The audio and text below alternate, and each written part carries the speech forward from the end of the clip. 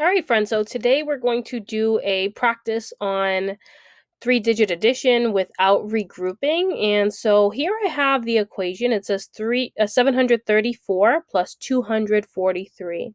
And so I'm going to be using our sticker notation first, and then you'll see that I'll use some place value notation as well to go through two different ways that you can use in order to figure out the solution. So we're going to start off. We have 734. So 700s would mean 7 of these.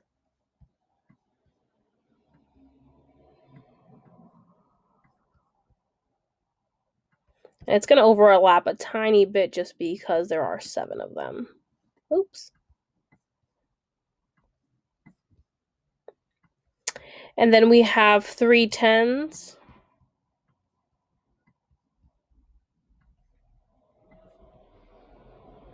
And 4 1s. So I'm just going to throw these all in here. Doesn't really matter how it looks. Doesn't have to look pretty. All right. And then we're going to add 2 more hundreds. We're going to sneak that one down there. We're going to add 4 more 10s. Again, doesn't have to look pretty as long as it's all on there. And 3 more 1s.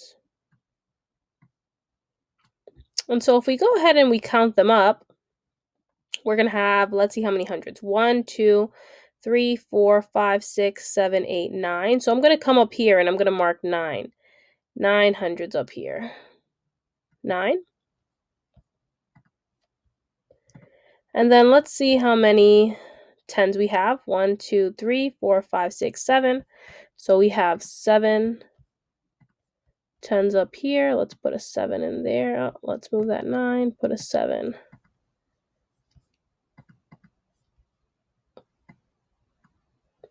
Just going to take that and scoot that over a little bit. And then let's see how many ones we have. 1, 2, 3, 4, 5, 6, 7. So we have the same exact thing. We're going to pop another 7 in there. Move it over.